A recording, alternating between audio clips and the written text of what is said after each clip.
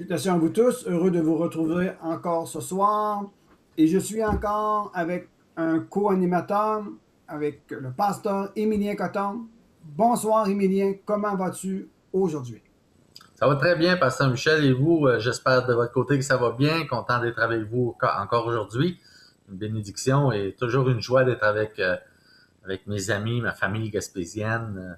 Toujours Yes, un privilège. yes, c'est sûr, c'est un privilège de se retrouver. Et aujourd'hui, la technologie, bien que nous soyons loin physiquement, on peut se rapprocher et vivre des émotions et partager notre joie et nos Tout à succès fait.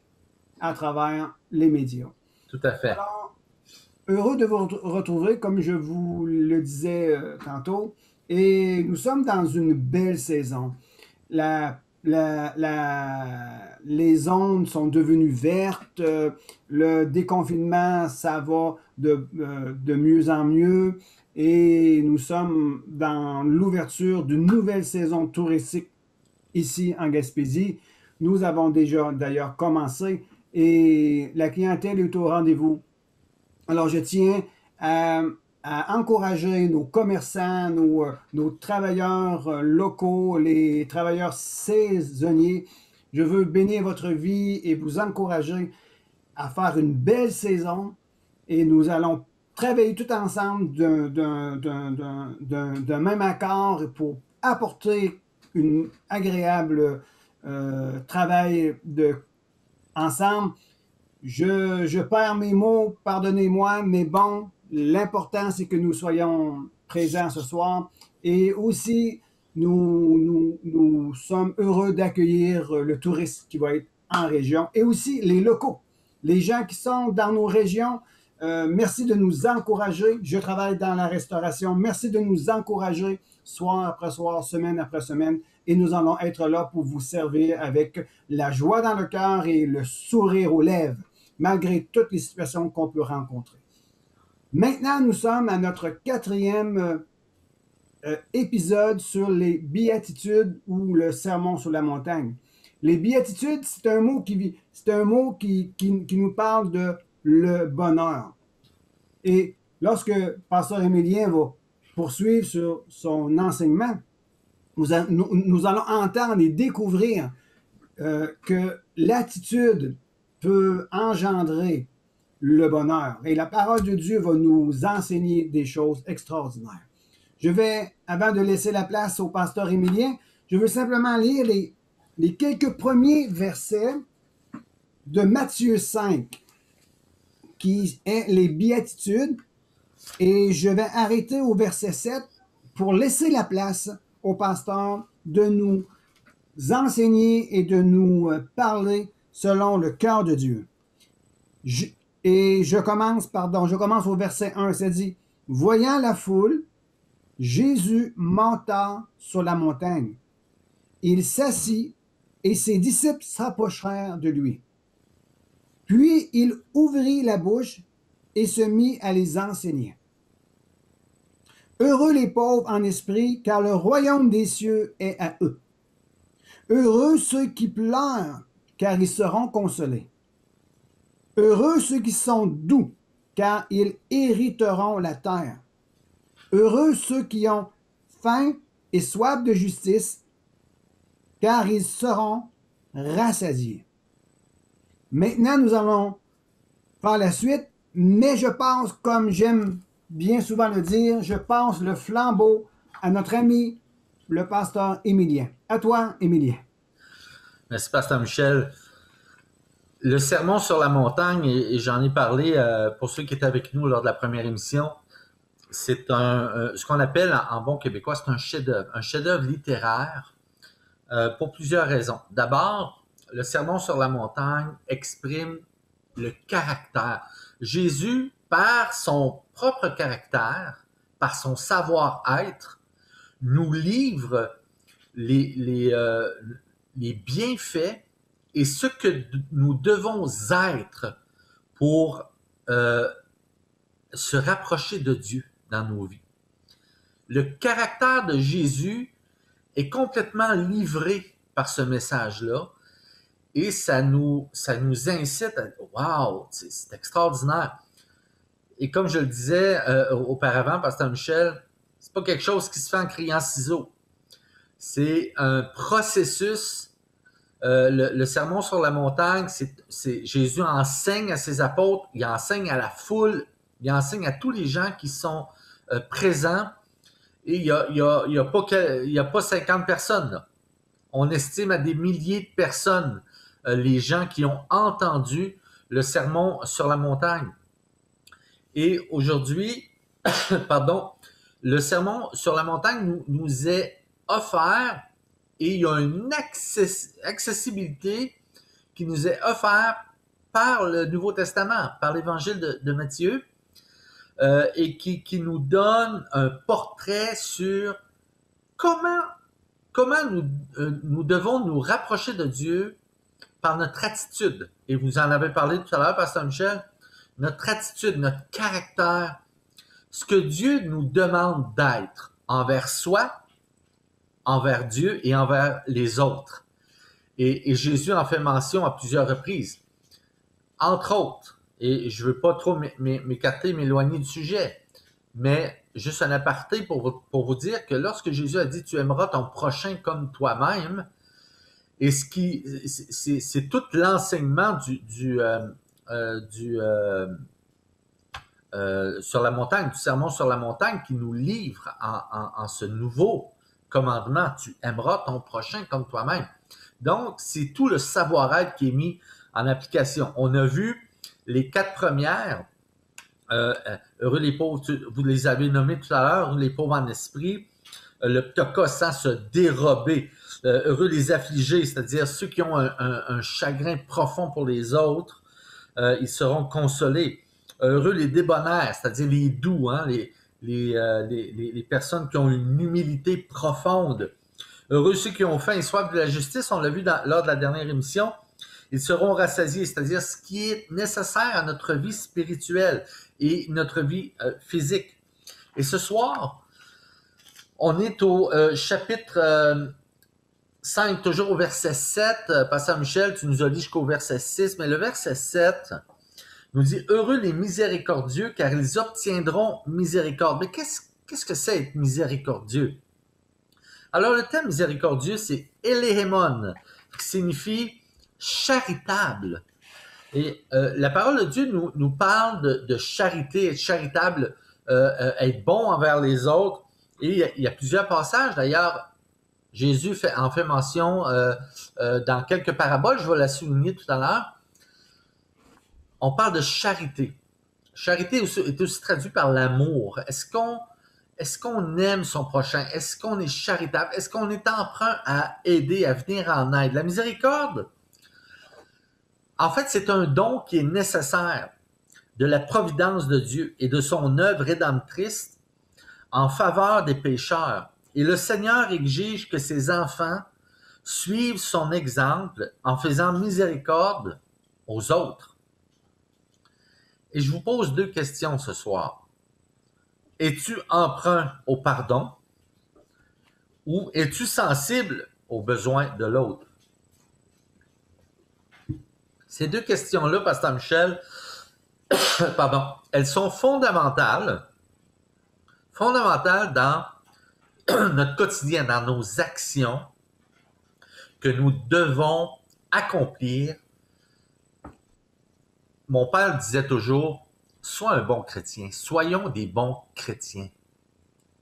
Et être un bon chrétien qui signifie petit Christ, être comme Jésus-Christ, c'est s'approprier le sermon sur la montagne et toutes les qualités qui viennent avec. Alors, est-ce que tu es empreint de pardon? Et c'est une des questions ce soir que je vous pose. Vous savez que le pardon, c'est pas facile. Il y a 4 pardons auxquels nous faisons face dans nos vies. Le premier pardon, et c'est le plus dur, c'est à soi-même. Jésus nous demande, tu aimeras ton prochain comme toi-même. Et si on n'arrive pas à s'aimer, à être charitable envers soi, il est difficile d'être charitable et d'aimer les autres. Le deuxième élément, c'est d'aimer les autres. Arriver à cette étape de notre vie où on s'accepte qui on est avec nos défauts, notre personnalité, notre caractère. Tu sais, s'accepter soi-même, là, il y a toujours des gens il y a des gens qui vont nous apprécier, des gens qui nous apprécieront moins. C'est normal, ça fait partie du relationnel. Jésus l'a vécu. Jésus il aimait tout le monde, mais c'est pas tout le monde qui l'appréciait. Il y a des gens qui lui voulaient du mal, mais la plupart des gens lui voulaient du bien, ils voulaient l'entendre, l'écouter. Le troisième pardon, c'est pardonner aux situations de la vie. Parce que dans la vie, il nous arrive des situations qui peuvent bouleverser notre rythme de vie. Un incident, un accident, la mort d'un être proche. Et ça, il faut pardonner à ces situations-là. Ça fait partie de la vie. Et le quatrième, et non le moindre, et c'est le plus important selon moi, c'est pardonner à Dieu. Je donnais un enseignement il y a quelques années là-dessus, puis les gens me disent, ben voyons donc, on n'a pas besoin de pardonner à Dieu. Tout à fait. Parce qu'il y a beaucoup de gens qui en veulent à Dieu pour ce qui leur arrive dans leur vie. C'est difficile, Pasteur Michel, d'être en amour avec un père qu'on ne voit pas, alors qu'on a eu une mauvaise relation avec un père qu'on a vu toute notre vie. Alors, c'est un concept qui n'est pas facile à accepter pour certaines personnes. Comment arriver à pardonner à Dieu? Oui, pardonne à Dieu, parce que des fois, tu en as voulu peut-être. Ça peut arriver. J'ai connu des gens qui ont pardonné à Dieu, qui ont arrivé à dire, oh, c'est vrai. Et en pardonnant à Dieu, il y a un déclenchement qui s'est fait. Ils se sont acceptés davantage, et ils se sont ouverts aux autres, et les situations de la vie étaient perçues d'une façon différente. Donc, la béatitude numéro 5, miséricordieux, sois charitable, Eléhémon, vient mettre en perspective tout le pardon, l'amour. Et c'est d'abord envers soi. Et je vous invite ce soir vraiment à faire cette démarche envers toi. Es-tu empreint de pardon? Oui, Pasteur Michel. Avant d'aller plus loin, Pasteur Émilien, tu as partagé ici des choses vraiment importantes sur le pardon. Et j'aimerais, si tu me le permets, qu'on prenne juste une petite pause. Oui. Afin de permettre aux gens qui nous écoutent ce soir de peut-être prendre en note ou le rémémoriser dans leur cœur les 4 points là où on doit apprendre à pardonner. Le premier, tu as fait mention d'apprendre à se pardonner soi-même. Et c'est pas toujours facile de se pardonner soi-même. Mais il faut passer par ce processus d'acceptation de qui nous sommes. Nous sommes de cette manière-là et nous avons commis des fautes et des erreurs. Nous avons, pour ma part, j'ai déjà fait des choses qui me traînaient dans ma conscience et j'en avais honte d'en parler, jusqu'au jour où je me suis demandé à moi-même pardon et j'ai senti la liberté. Ouais. Et le deuxième, c'est pardonner aux autres. Apprendre à pardonner aux autres. Et les gens, si je peux me le permettre, les gens ne veulent pas pardonner aux autres parce qu'ils pensent qu'ils sont en train de leur faire un cadeau aux autres. Mais en réalité, on est en train de se faire un cadeau à soi-même. Absolument. Il faut comprendre ces choses. Probablement qu'une émission dans le futur, on parlerait un peu plus approfondi sur le pardon. Absolument. C'est vraiment super intéressant. Le troisième, pardonner les situations de la vie. Moi, j'ouvre une parenthèse, puis je ne veux pas me rendre vulnérable devant vous ce soir, mais moi, je suis né avec une malformation congénitale. Et c'est une situation de la vie.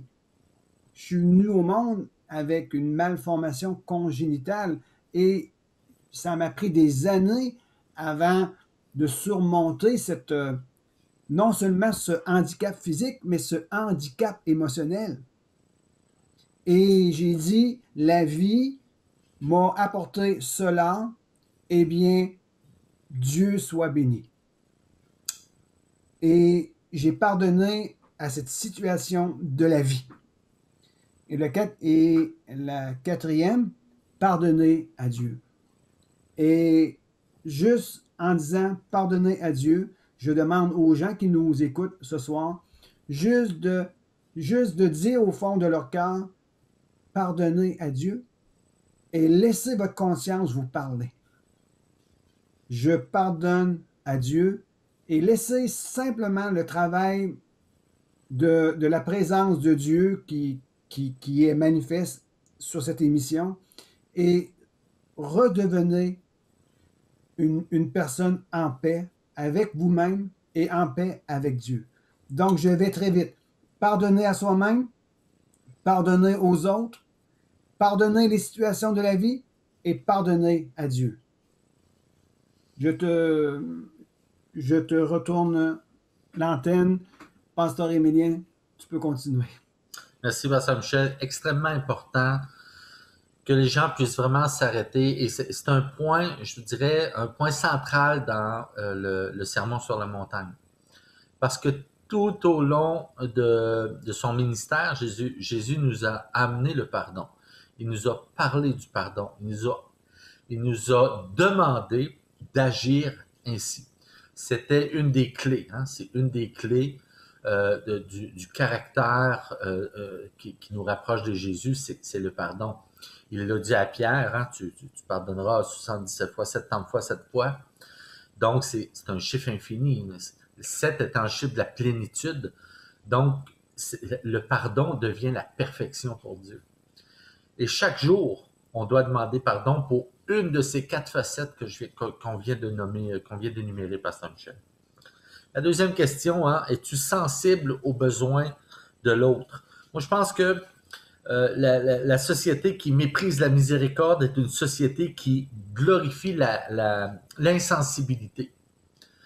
J'oserais pas dire la brutalité, c'est peut-être un peu fort, mais l'insensibilité. Si on méprise la charité et l'amour, ben il y a quelque chose d'insensible qui prend place. Et ça, ce sont des briseurs de relations. Je veux dire, c'est suicidaire dans nos relations de rejeter du revers de la main la miséricorde, c'est-à-dire la charité et l'amour. Jésus lui-même a pleuré avec les gens, il a pleuré pour les affligés, il a pleuré avec les esseulés, il est allé les rencontrer, il était là. Jésus est pas venu sur la terre, Dieu n'a pas envoyé son Fils sur la terre pour qu'il représente la notoriété. Jésus a représenté les besoins du peuple. Et les besoins du peuple, c'était de connaître Dieu, de connaître les choses du royaume de Dieu. Et Jésus a transcendé cette expérience relationnelle avec les gens qui fait que Jésus nous demande d'aller au-delà de ce que nous sommes capables de produire dans nos relations. Et c'est extrêmement important. Ce que je t'apprête à vous dire en bon québécois, là, c'est qu'il faut faire des efforts. C'est quotidien, mais il faut faire des efforts. Si on n'arrive pas à faire des efforts, ben on n'aura pas les résultats que Jésus nous demande d'avoir. Jésus n'enseigne pas la pitié. Hein? Il démontre un cœur sensible aux autres. Jésus nous a démontré en réalité qui il est. Il nous a démontré le cœur du Père. Un cœur bienveillant, un cœur d'amour, un cœur en relation verticale avec lui, un cœur en relation horizontale avec les autres. Et le fait d'avoir une relation miséricordieuse, une relation d'amour avec Dieu, ben ça, c'est extrêmement important. Ça représente la croix. Hein? Une relation verticale avec Dieu, une relation horizontale avec les hommes. Moi, je pense que le pardon découle de la miséricorde et la miséricorde découle de l'amour. La miséricorde, c'est le médecin. Et je veux faire une analogie ici. La miséricorde, c'est le médecin. L'amour, c'est l'ami. La miséricorde agit en vertu d'un besoin, puis l'amour agit en vertu de l'affection qu'il y ait ou non un besoin. Donc, la miséricorde élimine la douleur et la grâce guérit la maladie. C'est superbe, c'est vraiment beau. Et je vais vous donner un parfait exemple, puis Jésus l'a donné. Pardonnez-moi, je n'ai pas la référence, peut-être Pasteur Michel vous la donnerez. C'est la parabole du bon Samaritain. Un homme descendait de Jérusalem à Jéricho qui était une magnifique ville en passant, hein, dans le temps de Jésus à l'époque. Jéricho était une ville de fleurs, d'arbres ensoleillés, c'est magnifique. Mais un homme descendait de Jérusalem à Jéricho, et là, il y a des brigands. Pourquoi il y a des brigands qui l'attendent? Parce que entre Jérusalem et Jéricho, c'est une route qui est dans les montagnes, et il y avait souvent des voleurs qui se cachaient pour attaquer les gens. Il y avait des brigands, des bandits. Et Jésus utilise cette parabole-là pour démontrer l'amour qu'une personne peut avoir. Et je n'entrerai pas dans les détails pourquoi Jésus choisit un Samaritain, mais l'essence même du geste, c'est la miséricorde, c'est la charité. Nonobstant la personne, le Samaritain qui va aider, qui va amener à l'auberge le blessé, qui va le soigner. Non seulement ça, mais il va prendre de l'argent, puis il va donner de l'argent à l'aubergiste, puis il va dire, regarde, occupe-toi de lui, et si ça coûte plus cher, à mon retour, je te paierai ce que ça a coûté. C'est extraordinaire. Mais c'est une question que je vous pose. Est-ce qu'on est prêt à aider de cette façon aujourd'hui? Est-ce qu'on est prêt à débourser de l'argent pour aider quelqu'un qui est dans le besoin? Je parle d'argent parce que c'est typique, hein? Aujourd'hui, pour aider nécessairement quelqu'un qui est dans le besoin, ben, il y a un élément monétaire qui vient avec. Il y a aussi du jus de bras. Moi, je vais vous donner un exemple. J'ai fait de la construction dernièrement, puis j'ai un de mes amis qui s'est offert à venir m'aider.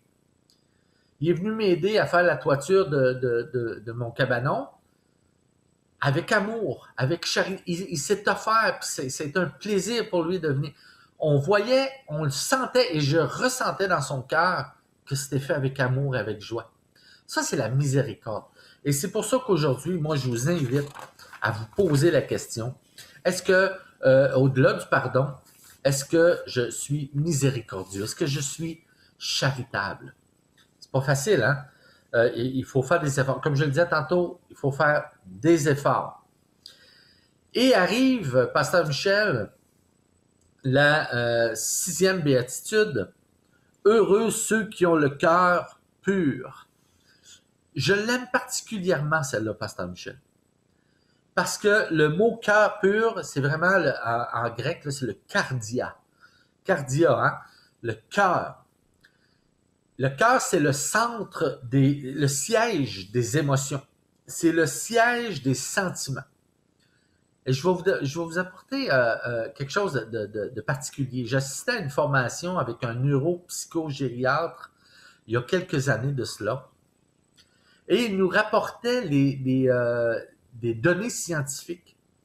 Les scientifiques ont découvert qu'autour du cœur, il y avait une enveloppe de neurones qui n'avait pas été découvert avant. On croyait que les neurones appartenaient qu'à l'enveloppe du cerveau, qu'au cerveau. Mais en réalité, il y a des neurones autour du cœur. Ce qui fait que l'émotion est aussi ressentie au cœur. Alors, pourquoi ça s'explique maintenant que lorsqu'on est en amour, Pasteur Michel, notre rythme du cœur s'emballe. Lorsqu'on est anxieux, le rythme du cœur s'emballe.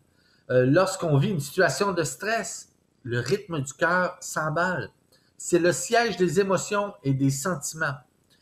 Mais ici, Jésus fait allusion au cœur pur. Il est question de plus que cela. Il est question aussi, en fait, du processus de la pensée. Dieu désire être le premier et le seul.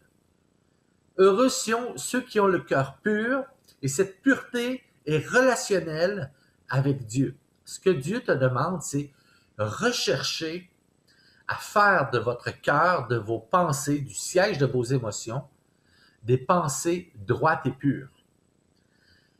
Heureux ceux qui ont le cœur pur. Et il dit très bien, hein, heureux ceux qui ont le cœur pur, car ils verront Dieu. Voir Dieu, c'est vraiment ressentir sa présence. Et ça, c'est primordial, Pasteur Michel, de bien saisir que le cœur pur, ceux qui verront Dieu, c'est pas Dieu qui va venir s'asseoir, que tu vas voir Dieu à côté de toi assis. C'est voir Dieu dans la relation du cœur. Le ressentir par la puissance du Saint-Esprit. Ceux qui ont le cœur pur. J'ai déjà côtoyé des gens qui ont un cœur pur. Et ces gens-là sont magnétiques. Et assurément que ceux qui nous écoutent ce soir, ceux qui nous entendent, ont déjà croisé ce genre de personnes.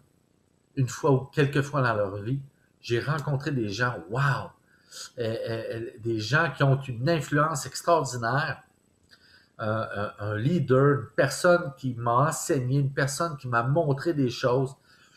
Souvent, on rencontre des gens qui vont se souvenir d'un professeur, par exemple. Moi, je me souviens, un professeur, il a changé ma vie, il m'a donné une parole, il m'a donné une opportunité. Il y a des gens qui ont des cœurs purs, c'est extraordinaire.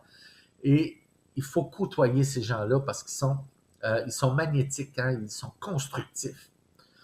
Et dans nos vies, Dieu nous demande d'atteindre ce caractère-là, ce paradigme-là de pureté du cœur. Et ça vient avec toutes les autres. Hein? Lorsqu'on a un cœur pur, on est miséricordieux. Donc, on est emprunt à aider, à aimer. On est emprunt à... Et notre caractère s'adoucit. Il y a des gens qui... et ça, le demander à Dieu. Hein? Salomon, dans l'Ancien Testament, il a demandé une chose à Dieu. Il a demandé la sagesse. Dieu lui a donné. Il était sage. Il a écrit des livres extraordinaires, hein? l'Ecclésiaste, les Proverbes, Cantiques des Cantiques. Et demandez-le à Dieu. Moi, je crois vraiment que lorsque on a une situation que notre caractère doit être modifié ou changé, demandez-le à Dieu. N'hésitez pas. Ce soir, moi, je vous invite à faire l'expérience lorsque vous allez prendre un temps de prière peut-être. Seigneur, viens donc changer mon cœur. Viens changer cette situation-là dans ma vie. Viens faire de mon cœur un siège d'émotions positives et constructives. Et ça, c'est important. Ne me permets pas, mon Dieu, d'être réactionnel. Permets-moi d'être relationnel, sainement relationnel. Parce que les gens qui sont réactionnels, je vais vous dire, c'est pas un signe nécessairement de force, Pasteur Michel, ça peut être un signe de faiblesse. Les gens qui se retiennent, qui ont de la retenue, et qui disent « Seigneur, viens m'aider », ces gens-là sont forts. On a beaucoup plus à gagner de se retenir, on a beaucoup plus à perdre d'intervenir. Et ça, c'est une réalité dans les béatitudes. Jésus, d'ailleurs, c'est ce qu'il a fait tout au long de son ministère. Il a amené avec douceur, avec des mots, hein, avec des paroles adoucissantes, des paroles de guérison, des paroles de miséricorde, d'amour. Et c'était ça son ministère. Il est venu nous présenter qui était notre Papa céleste, notre Dieu d'amour.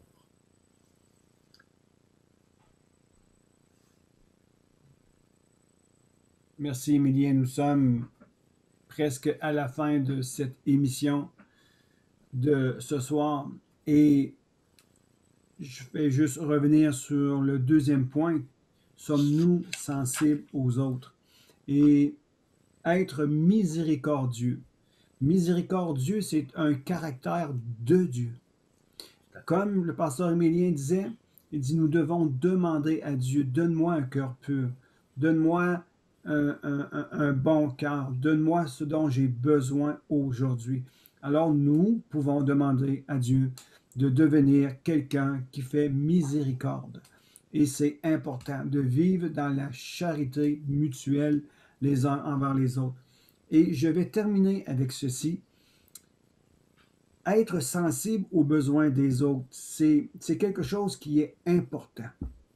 L'apôtre Paul nous a dit dans Philippiens 2, si je m'abuse, d'ailleurs, la référence pour la parabole du bon samaritain, pour ceux qui veulent aller le lire dans leur Bible à la maison, c'est dans dans Luc, l'Évangile Saint-Luc, chapitre 10.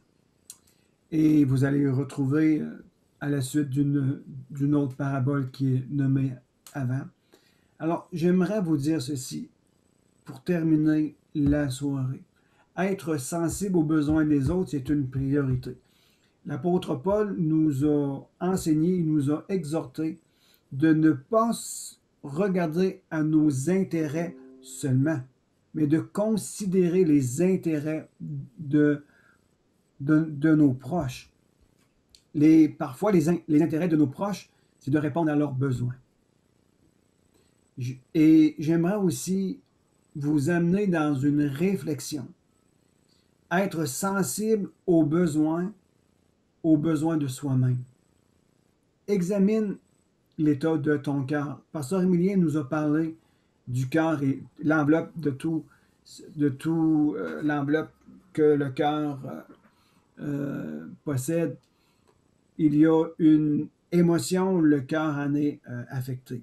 Alors, apprenez à reconnaître quel est le besoin, votre besoin. Quel est votre besoin à vous?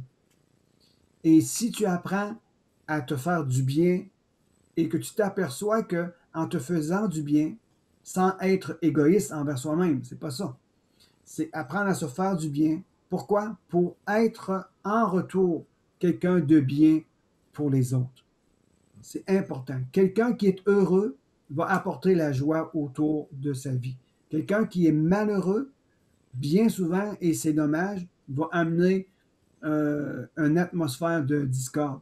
Alors, apprenez à reconnaître vos besoins personnels, travaillez sur cela, demandez à Dieu de venir vous aider. Et j'ai aimé ce que Pasteur Emilien disait. Il disait, Jésus est venu s'identifier et relever le besoin du peuple qui était de connaître Dieu. Wow! Ce soir, je vous invite encore une fois à aller plus loin dans votre démarche personnelle et même familiale d'apprendre à connaître qui est Dieu et qui est Jésus. Et qu'est-ce que Jésus peut faire pour toi? C'est vraiment extraordinaire. Pasteur Emilien, on va se dire un au revoir et nous, on se revoit la semaine prochaine pour probablement faire la conclusion. Sinon, on ira pour une 6e semaine. Merci beaucoup, Pasteur Michel. On se voit la semaine prochaine. Et sois béni. Salutations à ta famille. Vous aussi. Bonne soirée. À bientôt.